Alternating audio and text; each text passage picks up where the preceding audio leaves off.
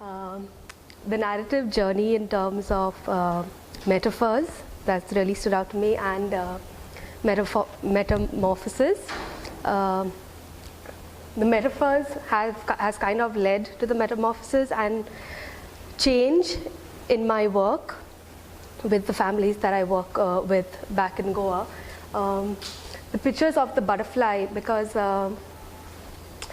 right from like the larva to the butterfly getting, it symbolizes some sort of richness which I feel narrative has brought into my work, and that's the change that I'm talking about.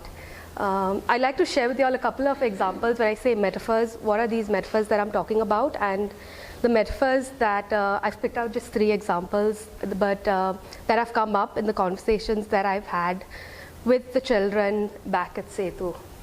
So the first one is the car, ADHD and the car. So I was talking to this 11-year-old boy experiencing ADHD, and he was brought in because of difficulty concentrating and because of the restlessness. And one day I asked him, I said, so okay, come on, draw this ADHD for me. And he drew this blue car. And he wrote, doesn't let me focus, can't sit in one place, full of energy. And this boy felt that this experience of ADHD for him was like this car that went really fast on some days, was slow on other days. There were things that sucked the energy out of the car. There were things that fueled the car on. And it somehow made it so easy to talk about ADHD. We weren't talking about concentrating problems and restlessness and hyperactivity, but we were just talking about this car that went really fast on some days and that just went really slow on other days, and how he wanted that car to be. So he came from a place where he wanted, like in class, his books were incomplete, and he felt it was because the car was going too fast and his books were remaining incomplete. So we had this conversation about what would help him. Did he have to like suck the energy out of the car at that point in time, or like refuel the car in that time? And he said he had to suck the energy out of it because it was going too fast and he couldn't complete his books, which in my head I thought, okay, if it's going too fast means he can write fast, right? But somehow he saw it as going too fast, it was coming in the way of him writing. And he said that somehow if he read what was on the board, he could complete. It was kind of getting his car to the right pace, and that was something he tried out which worked for him. Or he said just like shaking his foot under the thing, like how a car, you have your pedals, and he would shake his foot, and that again helped him complete his books and focus. So that was with the car. In another conversation, we spoke about, with a different child, about anger and the vending machine. This boy again was coming in because of anger, a lot of anger with his sibling. How exactly, like Jill asked me, how did you get to the vending machine? And I think it was, we were talking about sometime at the airport. He and his brother were at the airport, and they got into a fight about something. And I think at that point in time, I asked him, so what's the anger like? And he said, the vending machine. And we spoke about, again, about how the anger was like, you push different buttons and there were like a kick would come out at one time, the anger would kick, or the anger would slap at another point in time. There were these different things that would come out of the vending machine. And through this metaphor, he kind of understood and helped me understand that there were these different buttons that were getting pressed that would make the anger do different things. And was that working out for him or not? And he wanted to like things to go well with his brother because he loved playing with his brother at some times. But somehow the wrong buttons were getting pressed on that vending machine, and other stuff was happening altogether. And again, so he spoke about how he wanted it to be. But again, he drew this lovely parallel between anger being like a vending machine that made it so much more clearer for me about what his meaning of anger was at that time. Yeah, and in the going back to the ADHD and the car, so I recently had like a group program for children with ADHD, and there were 6 kids who came in. So I introduced this idea to them about ADHD being like a car, and they were really excited about it. We like for some session we would just make car noises, and there was each like whose car made what noise, and yeah, it was not appreciated by everyone else in the center.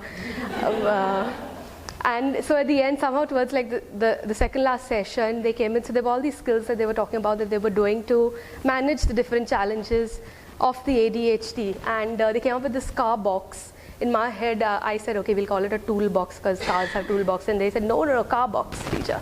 So we had this car box that all of them sat together and they drew and they decorated it.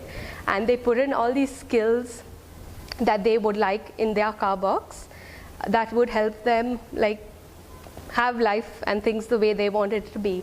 And what was really interesting is that they spoke about, so there was so much they were already doing, and they spoke about, so we spoke about the different parts of a car.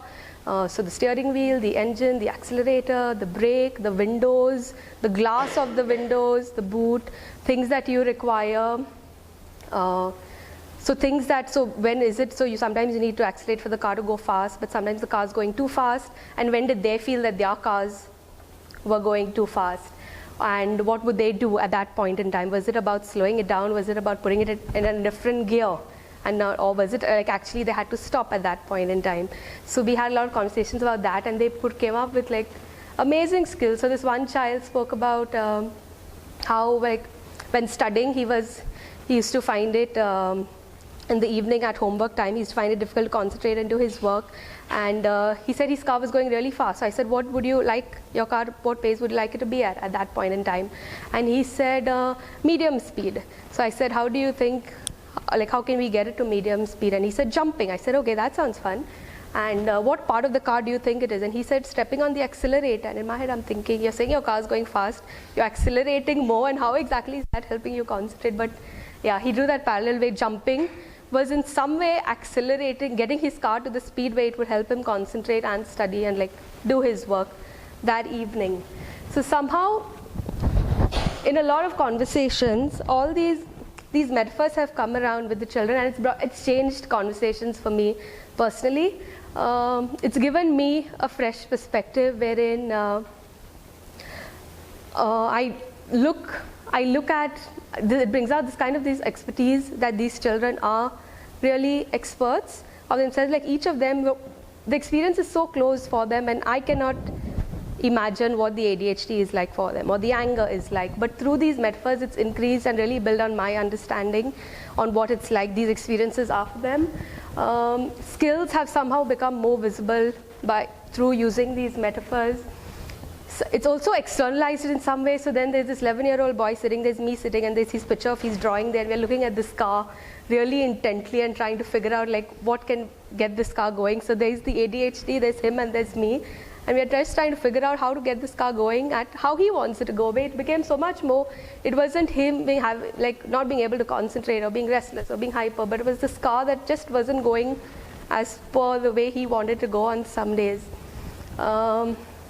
It definitely gave a lot to like stories became so much more richer because of these metaphors that came along. And somehow we always went from maybe it started off at some point in time with the problem story, but that preferred story came in. Like he spoke about where he wanted to complete his book in class, or he wanted to get along really well with his brother because he could play with him. And these metaphors, I feel in some way made that possible to come in. I came across this quote, the metaphors exist for the stories, and I thought it's so true.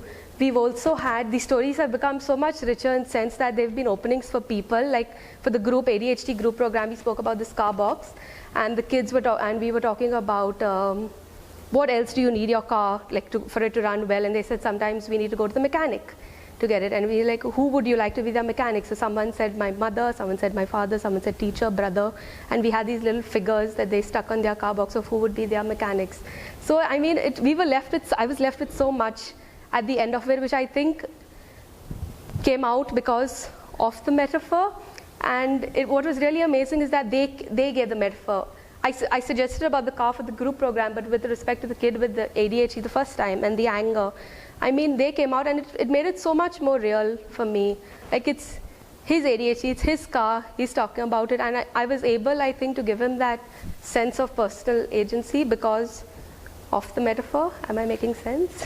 Yeah. Okay. Yeah, that's it. Thank you. Thank you.